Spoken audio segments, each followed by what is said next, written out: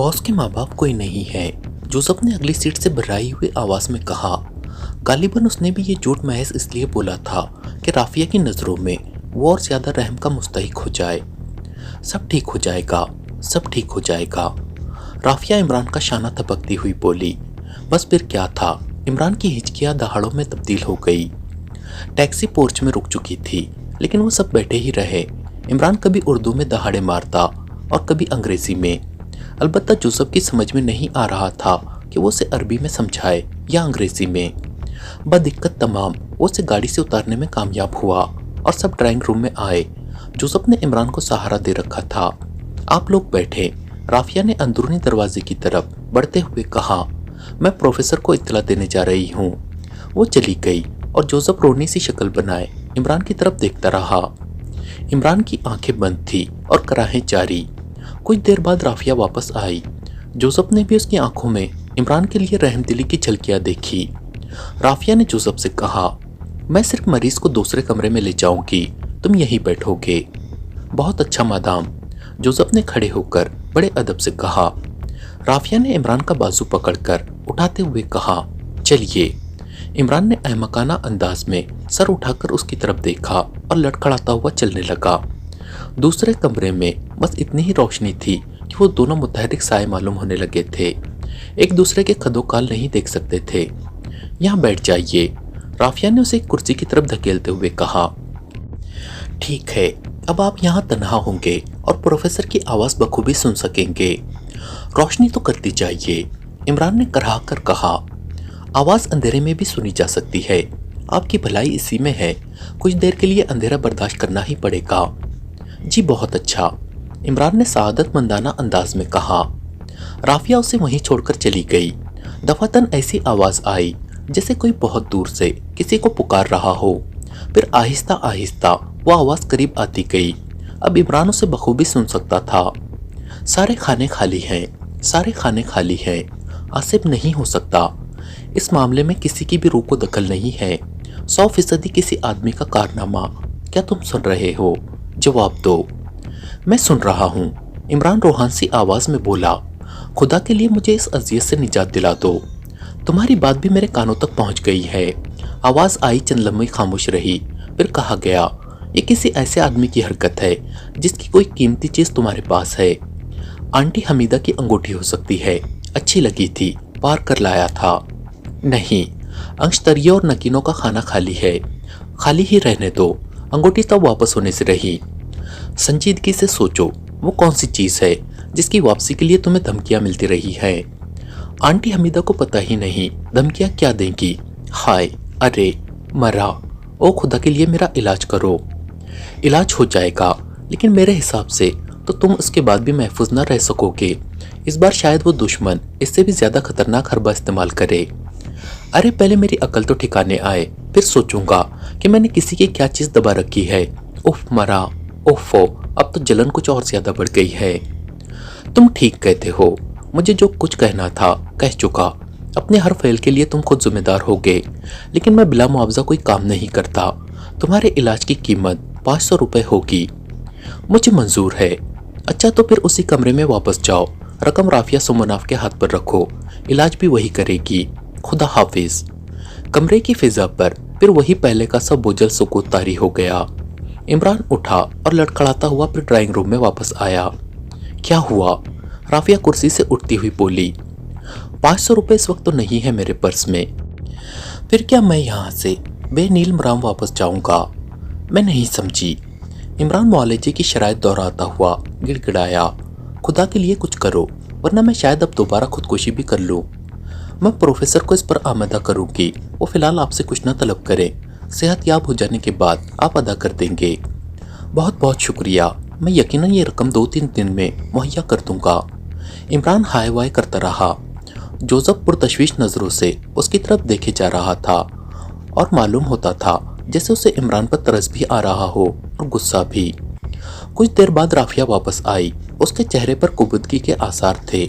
ऐसा लगता था जैसे प्रोफेसर से तेज कलामी करती रही हो। उसके हाथ में एक शीशी थी और शीशे में सुर्ख रंग के सयाल की थोड़ी मिकदार नजर आ रही थी। इसे 1-1 घंटे के वक्फे से उस जगह लगाते रहिएगा जहाँ सोजिश है। राफिया ने शीशी इमरान की तरफ बढ़ाते हुए कहा। खुदा तुम्हें खुश रखे नेक दिल खातून। इमरान शीशी लेकर उठता हुआ बोला, मैं 3-4 दिन के अंदर ही अंदर ये रकम फराहम करूँगा। मुफलिस नहीं हूँ, लेकिन जोसेफ जैसे मुलाजिमीन की वजह से अक्सर भीख मांगने की भी नौबत आ जाती है। 6 बोतलें यौमिया पीता है ये मरदूद। राफिया कुछ न बोली। वैसे जोसेफ ने बड़े खुलूस से दांत निकाल दिए थे। वापसी का सफ़र सिर्फ जोसेफ की मायत में हुआ। इमरान ने चुप साध ली थी। इमरान और सफदर देर से सर जोड़े बैठे थे। थोड़ी देर गुफ्तगू होती रहती, फिर दोनों अपनी अपनी जगह कुछ सोचने लगते। अच्छी बात है, इमरान सर हिलाकर बोला। फिलहाल हम ऑटो विलानी को इस मामले से अलग ही रखते हैं, लेकिन उससे ना भूलो कि विलानी से 2-4 होने के बाद ही ये खत हम तक पहुंचा है। जरा फिर दिखाइएगा वो खत मुझे, सफदर ने हाथ बढ़ाते हुए कहा। इमरान ने तकिए के नीचे से टाइप किया हुआ खत निकाला और उसे सफदर की तरफ बढ़ाता हुआ बोला, ये टाइप भी उस टाइप से मुख्तलिफ नहीं है। किस टाइप से? फैयाज वाला खत। सफदर मजमून पर नजरें जमाए हुए सर हिलाने लगा।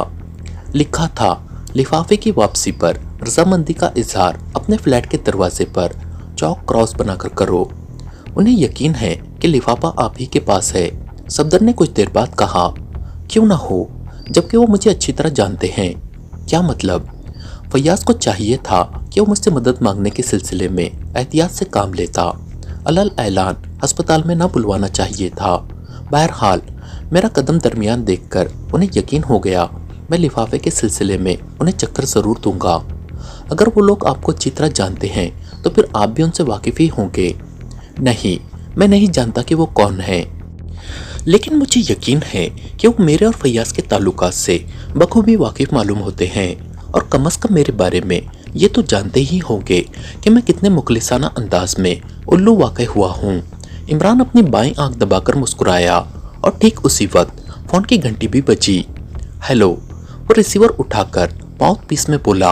हाँ इमरान, ओ अच्छा, लेकिन प्यारे ये बात सिर्फ अपनी ही ज़ात तक रखना कि मैं अब बिल्कुल ठीक हूँ। हाँ, मुलाकात होने पर बताऊँगा। आ रहे हो? क्यों? खैरियत? अच्छा, मैं मुंतज़िर हूँ, नहीं तन्हा हूँ, मुतमईन रहो। रिसीवर रखकर वो सफदर की तरफ मुड़ा। अब तुम खिसक जाओ। क्यों? फैयाज आ रहा है, उसके पास कोई अहम खबर है। तन्हाई में गुफ्तगू करना चाहता है। क्या आप समझते हैं कि वो आप पर एतमाद करेगा?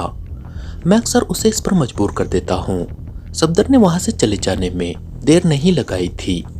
इमरान ने जोसेफ और सुलेमान को भी किसी बहाने से बाहर भेज दिया।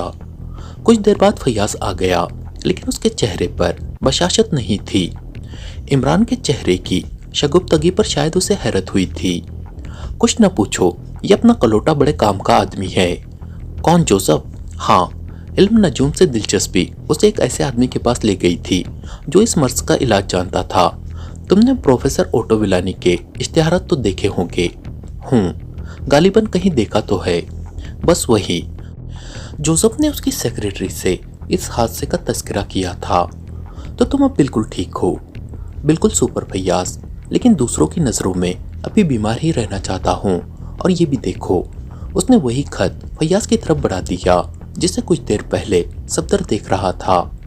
न जाने क्यों उस पर नज़र पड़ते ही फैयाज को हंसी आ गई और इमरान भी अहमकाना अंदाज में हंसने लगा। अब बताओ बरखुरदार, कहाँ से पैदा करोगे लिफाफा? फैयाज ने कहा। इसलिए तो नहीं जाहिर करना चाहता कि मैं इस अज़ियत से निजात पा चुका हूँ। यानी तुम उनके लिए अपनी कुव्वत बर्दाश्त का मुजाहरा करोगे? यकीनन। तो फिर अब वो कोई इससे ज़्यादा खतरनाक हरबा इस्तेमाल करेंगे। तुम्हारे लिए सूली पर भी चढ़ जाऊंगा, इमरान ने ठंडी सांस लेकर कहा। फरहाद ने लैला को भी इतना ना चाहा होगा। बकवास मत करो, मुझे ये सुनकर खुशी हुई है कि तुम इस अज़ियत से निजात पा चुके हो। अब मेरी भी सुनो। मैं सुन रहा हूँ। उस लाश की शिनाख्त हो चुकी है। कौन थी? ब्राज़ील के सिफारत खाने के एक ऑफिसर की बीवी। ओह खैर, अच्छा तो फिर। मैंने लाश की तस्वीर की तशहीर कराई थी और लाश सर्द खाने में महफूज कर दी गई थी। इत्तेफाकन वो इश्तिहार कई दिन बाद उस ऑफिसर की नज़र से गुजरा और वो मेरे पास दौड़ा आया। तब तो उसने अपनी बीवी की गुमशदगी की रिपोर्ट पहले भी दर्ज कराई होगी। यही तो नहीं हो सका था। उसके बयान के मुताबिक उसकी बीवी 15 दिन पहले अंदरून मुल्क की सयाहत के लिए रवाना हुई थी, लेकिन रवानगी के 10 दिन बाद सिर्फ उसी पहाड़ तक पहुंच सकी। इमरान ने ठंडी सांस लेकर कहा, दूसरी अहम खबर यह है कि उस ऑफिसर ने अपनी बीवी की डायरी भी मेरे हवाले की है। इमरान कुछ न बोला। थोड़ी देर बाद फयाज ने कहा, जानते हो डायरी उसके हाथ कैसे लगी? अगर इसी रफ्तार से बताते रहे तो अगले साल तक जान ही जाऊंगा। 5 साल पहले उसकी शादी हुई थी और बीवी ने उससे कहा था अगर कभी उसे कोई अचानक हादसा पेश आ जाए तो वो बैंक ऑफ कनाडा से ज़रूर रुजू करे। हादसे से मुराद अचानक मौत ही थी। उसने इसकी वजाहत कर दी थी। ऑफिसर साहब समझे थे कि शायद उसने कोई बड़ी रकम महफूज कर रखी है जो उसकी मौत के बाद उनके हिस्से में आएगी। लिहाजा बीवी की मौत की तस्दीक हो जाने के बाद जब वो उसके हवाले से बैंक ऑफ कनाडा पहुंचे तो एक लॉकर की कुंजी उनके हवाले कर दी गई और उस लॉकर में उस डायरी के अलावा और कुछ भी नहीं था। फयाज खामोश हो गया और इमरान मानीखेज अंदाज में सर हिलाकर बोला, और उस डायरी से एक खौफनाक ग्रोह का सुराग मिलने के इम्कानात हैं। बिल्कुल यही बात है। फयाज की बाँचें खिली पड़ रही थी। इमरान खामोशी से खिड़की के बाहर देखता रहा। कुछ देर बाद फयाज ही बोला, अब वो डायरी मेरे कब्जे में है और तुम गालिबन उसे भी जल्द ही गंवा बैठोगे। इमरान ने कुछ सोचते हुए कहा, लेकिन ये तो बताओ डियर फयाज, तुम आखिर मुझ पर इतने मेहरबान क्यों हो गए हो? सुबह शाम खैरियत दरियाफ्त करने आ रहे हो। मुझे बेहद शर्मिंदगी है कि मेरी वजह से वो लोग तुम्हारे पीछे पड़ गए हैं। इसीलिए आजकल मेरा दिल भी तुम्हारी मोहब्बत से लबरेज है। बस ये समझ लो पैमाना भर चुका है, छलकने की देर है। आया करना मेरी कब्र पर कभी कभी 2-4 आंसू बहाने। उन लोगों को भी हमारी इस तजदीद मोहब्बत पर यकीन आ गया है। इस तरह तुम्हारी खाल बिल्कुल महफूज रहेगी। ओ तुम गलत समझे हो। खैर खैर, तुम्हें कभी मेरे खुलूस पर यकीन नहीं आ सकता, फयाज ने गुस्सीले लहजे में कहा। 100%। क्या मतलब? डायरी इधर ही जमा कर जाओ वरना मुसीबत में पड़ जाओगे। मैं यही सोचकर आया था। मेरे मुकाबले में तुम्हारी मालूमात बहरहाल वसी हैं। साथ लाए हो? इमरान ने पूछा। ये है। फयाज ने कोट की अंदरूनी जेब में हाथ डालकर एक पैकेट निकाला और उसे इमरान के सामने फेंकता हुआ बोला, ये रही। इमरान ने पैकेट से डायरी निकाली, उसकी वर्क गर्दानी करने लगा।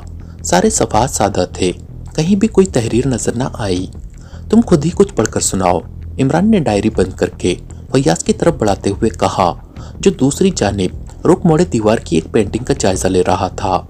इमरान के तंजिया लहजे पर चौंक कर उसने सवालिया नजरों से उसे देखा। डायरी उससे ले ली।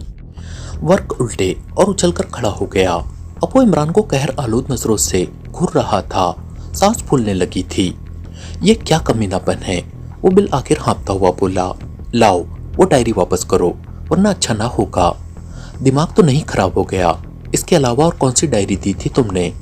मैं ऐसे मामलात में मजाक नहीं पसंद करता। न मैं यहाँ से कहीं गया और ना तुम। तलाशी ले लो। मेरा ख्याल है कि यहाँ भी पहले ही चूना लग चुका है। यानी डायरी मेरे पास ही बदली गई है। अगर वो सादा नहीं थी तो यकीनन बदली गई है। तुम्हें कब मिली थी और उस वक्त से अब तक कहाँ रही है? मेरे पास। फयाज आंखें निकालकर बोला, पिछली रात मैंने इसका मुताला करके फिर इसी कोट की अंदरूनी जेब में रख दी थी। सुबह से इस वक्त तक फिर इसे खोलकर देखा था या नहीं। फयाज की जुल्लाहट बढ़ती जा रही थी। वही चूने वाला मुहावरा हो सकता है। डायरी वापस करो। फयाज दहाड़ा। मेरी दानिश में इस वक्त तुम्हारे लिए सिर्फ ठंडा पानी मुफीद साबित होगा। इसके बाद एतराफ़ करोगे कि चुल्लू भर पानी ज़्यादा मुनासिब होता। मगर क्या हो सकता है जबकि तुम्हारी आँख ही का पानी मर चुका है। कब हो रहे हो पानी? Shut up. पानी पी कर कोस रहे हो, हालांकि तुम जैसे पानीदार को उसके बाद पानी ना पीना चाहिए था। इमरान डायरी वापस करो। मैं कह रहा हूँ अभी तक यहाँ से तिनका भी नहीं हिला। बुला लो अपने मातहतों को, खाना तलाशी हो ही जाए। फयाज कुछ बोले बगैर उसे घूरता रहा। इमरान बदिक्कत तमाम उसे बावर करा सका कि इस मामले में उसे चोट हुई है। पिछली रात ही किसी ने डायरी बदल दी थी। अब अगर वो अपनी याददाश्त पर जोर देकर उस डायरी के मुंदरजात के मुतालिक बता सके तो उसी के लिए फ़ायदेमंद साबित होगा। बड़ी मुश्किल से वो उसे इस पर आमदा कर सका। लंबी दास्तान थी। मकतूला किसी मजबूरी की बिना पर लोगों के जाल में फंस गई थी और उनके हाथों कठपुतली बनी रही। वो उसे जासूस की हैसियत से इस्तेमाल करते थे।